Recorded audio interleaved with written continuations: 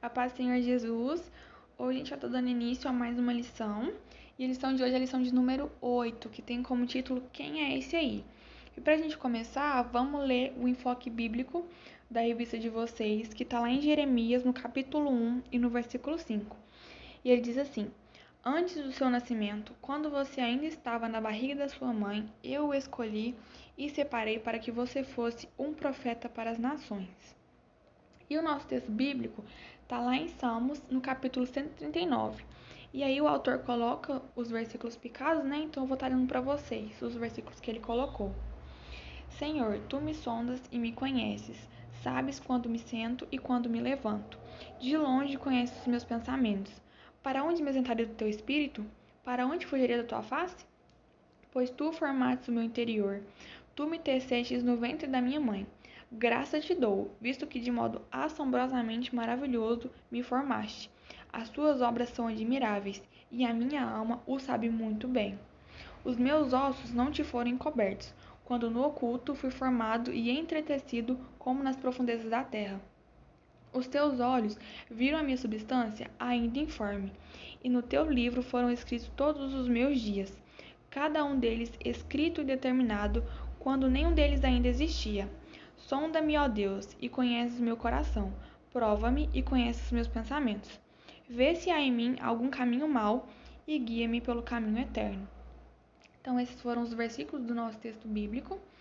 E vamos para o nosso primeiro tópico, que tem como título O que é clonagem. Então, hoje a gente vai estar falando um pouco sobre a clonagem e também o que a Bíblia diz a respeito desse assunto. Então, a palavra clone, ela vem do termo grego clon, que significa broto. E a clonagem, ela é feita pela reprodução assexuada. O que é a reprodução assexuada? É o tipo de reprodução que ocorre sem a conjunção de material genético. Ou seja, existe um único progenitor que se divide por mitose, como mostra aí na imagem. E os seres que são provenientes desse tipo de reprodução são geneticamente iguais ao organismo que os originou. E por isso que eles são denominados clones, porque eles são iguais. Então, a clonagem é a reprodução sexuada de qualquer grupo de células por um ancestral que foi sexualmente produzido. Isso quer dizer que a clonagem é um processo para se reproduzir outros seres vivos através de técnicas de laboratório.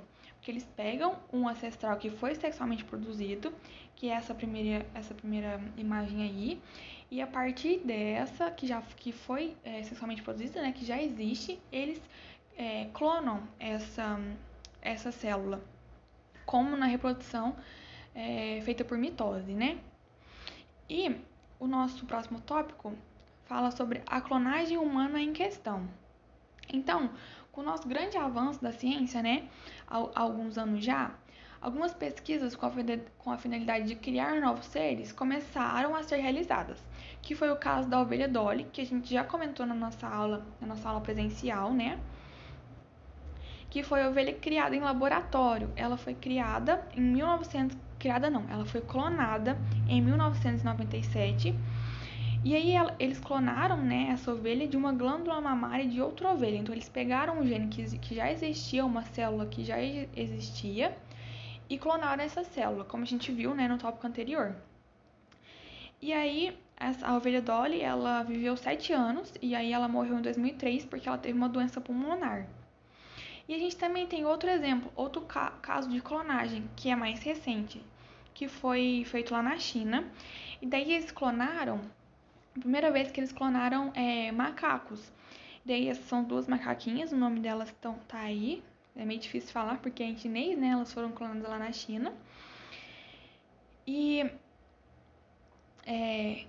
eles usaram o mesmo método que foi usado na ovelha Dolly. Então, já foram feitos vários experimentos com vários outros mamíferos que usaram o mesmo método que usaram para clonar a ovelha Dolly. Mas será que o ser humano um dia será capaz de dar a vida a outros seres humanos, assim como Deus? Porque o que eles fazem nessas clonagens é, como eu já falei, né? É pegar uma célula que já existe e através dessa célula que foi criada por Deus, eles clonam ela. Então, será que o ser humano tem direito de manipular a vida? E por que clonar? Que é o nosso próximo tópico. Por que clonar, né? Então, segundo alguns argumentos científicos, a clonagem humana ela pode ter dois objetivos principais. O primeiro deles possibilitaria os casais que não podem ter filhos a oportunidade de se tornarem pais. Mas a clonagem humana com esse objetivo, ela é condenada pela sociedade e até mesmo por grande parte da comunidade científica, porque implicaria questões religiosas e éticas. E hoje, com a nossa tecnologia tão avançada, a gente tem outros métodos, né, para as pessoas que não conseguem engravidar, é, é, conseguirem, né, com vários outros métodos que tem aí no ramo científico. E se isso não funcionar, a gente também tem a adoção, né, de crianças. Então, a clonagem para esse objetivo seria assim uma opção muito baixa, assim, com muito baixo alcance, né? Porque é uma coisa muito difícil de se fazer. E o segundo objetivo seria promover a cura de doenças graves, e melhorar a qualidade de vida das pessoas. Mas a clonagem nesse sentido também é condenada. Mas aí vamos ver agora como que é feita, né, a clonagem, como seria feita a clonagem de seres humanos, que seria pelas células tronco. Então, o que vocês precisam saber sobre células troncos, né, é que são células iniciais e que a partir dessas células o nosso corpo humano se desenvolve lá no útero da nossa mãe, né, a partir dessas células que a gente se desenvolve. E essas células são capazes de construir diferentes tecidos no organismo. Isso quer dizer que uma célula comum só pode fazer parte de um tecido específico. Por exemplo, a célula da nossa pele. Ela pode fazer parte só da nossa pele, do tecido da nossa pele. A célula da nossa pele não pode fazer parte, por exemplo, do nosso olho, porque não é compatível. Já a célula tronco, ela pode fazer constituição de qualquer outra parte do nosso organismo. Ela consegue fazer parte da fabricação de diversas partes do nosso organismo. E elas podem gerar cópias idênticas de si mesmo. Então, devido a essas características importantes da célula-tronco, tem sido realizada uma série de pesquisas para que no futuro essas células possam substituir tecidos do corpo que estão doentes ou que estão lesionados ou com alguma deficiência, o que acarretaria a possibilidade, né, da cura de muitas doenças que hoje levam as pessoas à morte. E o que vocês precisam saber também sobre essa célula-tronco é que ela tem. Que são dois tipos, né? Opa! O primeiro são células-troncos embrionárias, que se referem a células de embriões de aproximadamente 3 a 4 dias de vida. E o segundo são células-troncas adultas, que são retiradas da medula óssea, do sangue, do cordão umbilical e da placenta. O que é retirado pela medula óssea é feito através de uma cirurgia que dura aproximadamente uns 90 minutos. Então, a célula-tronca adulta, né, ela pode ser retirada através de cirurgia. Mas o que a palavra de Deus fala sobre isso, né? A palavra de Deus em questão, que é o nosso próximo tópico. Então, a gente aprendeu e tem convicção de que a Bíblia é a palavra de Deus. Então, sendo assim, a gente deve usar a Bíblia como nosso manual de vida. E a Bíblia, ela não fala diretamente sobre essa questão da clonagem, como a gente vê hoje na nossa sociedade. Mas a Bíblia permite a gente ter conhecimento suficiente acerca da vontade e do poder de Deus sobre esse assunto.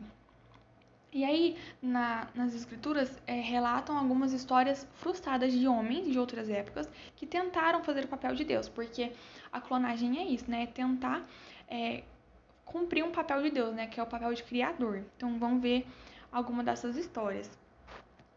O primeiro é o caso de Adão e Eva, que comeram o fruto proibido porque eles queriam ter o conhecimento do bem e do mal, assim como Deus. O segundo exemplo é a Torre de Babel. Ela foi construída por vaidade, porque os homens queriam tocar o céu. E aí o que acarretou a confusão das línguas. E o terceiro a gente tem a estátua do rei Nabucodonosor. Ele fez essa estátua, né, porque ele queria ser adorado pelos seus súditos.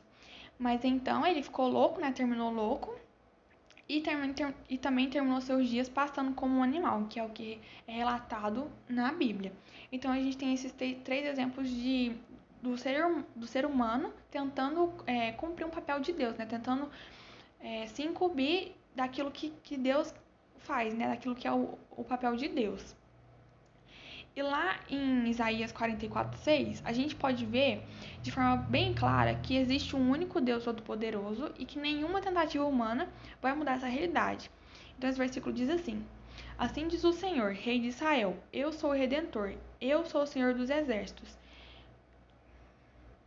Eu sou o primeiro e eu sou o último, e fora de mim não há Deus.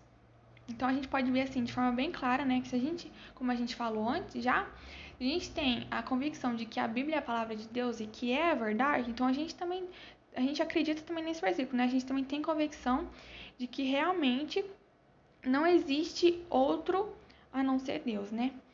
E vamos para o nosso próximo tópico então, que é o fôlego de vida. Então, a gente sabe que o fôlego de vida é a capacidade concedida aos homens de ser uma criatura vivente através da respiração, né? E a gente aprendeu também na Bíblia que Deus fez o homem através do pó da terra e soprou nas suas narinas, né? Nas suas narinas a vida. Então, somente com o poder de Deus, Adão se tornou um ser vivente. Lá em 1 Samuel, no capítulo 2, no versículo 6, fala assim: O Senhor é quem tira a vida e quem a dá. Ele faz descer a sepultura e ele faz subir. Então, esse versículo ele responde à pergunta que eu fiz anteriormente: será que o ser humano tem direito de manipular a vida? A resposta fica clara. A resposta é não, o ser humano não tem direito de manipular a vida. Porque a gente tem a convicção de que essa é a verdade, né, do que está escrito aqui. Então, somente Deus é capaz de retirar e de dar a vida. Nem mesmo a clonagem, que já foi feita, né, que é uma coisa que já existe, possibilitaria os seres humanos de criar a vida, porque ele não cria a vida, né? Ele clona alguma coisa que uma célula viva que já existe. Então ele clona uma célula viva, né? Ele pega ela como ponto de partida. Mas quem seria capaz de criar essa célula viva como ponto de partida, se não Deus? Então a gente crê, né? A gente pode ter essa convicção de que o ser humano não é capaz de criar a vida. O que ele faz é clonar uma coisa que já existe, né? Que Deus criou. E o nosso último tópico para a gente concluir é o que eu tenho a ver com isso? O que você tem a ver com tudo isso que eu falei, né? Com essa lição sobre a clonagem. Então é importante que você, como cristão, tá ciente e se posicionar sobre essa questão da clonagem. Porque a clonagem nada mais é que ela nega a existência de um Deus criador, de um único Deus criador capaz de dar a vida, porque ela tenta criar a vida também, né? Ela tenta dar vida àquilo que não existe. Então ela tenta roubar o papel de Deus. Então vocês têm que entender sobre esse assunto, compreender e se posicionar. Então é por isso que a gente está vendo sobre esse assunto hoje, né? Sobre a clonagem. Então que vocês tenham convicção hoje de que existe um único Deus que tem pleno domínio sobre toda a criação e que participou da formação de cada um dos seres humanos e que só Ele é capaz de dar a vida. Então, essa foi a nossa lição de hoje, que vocês possam guardar tudo isso que vocês aprenderam no coração de vocês e que vocês possam, né, sair, acabar esse vídeo com a convicção e com a certeza de quem é capaz de dar a vida, de quem é o único capaz de dar a vida. Então, é isso. Que Jesus abençoe muito a vida de vocês essa próxima semana. Se vocês tiverem alguma dúvida a respeito desse assunto, se ficou alguma coisa assim que vocês não entenderam, que não ficou muito claro, vocês podem me procurar, ou procurar o Mateuzinho, ou procurar a Gabi, que a gente vai estar ajudando vocês. E a gente espera quem puder também, nossa aula presencial que a gente está tendo, né, todo domingo. E quem não puder, continua acompanhando a gente aqui pelos vídeos. Então é isso. Fique com Deus e até a próxima aula.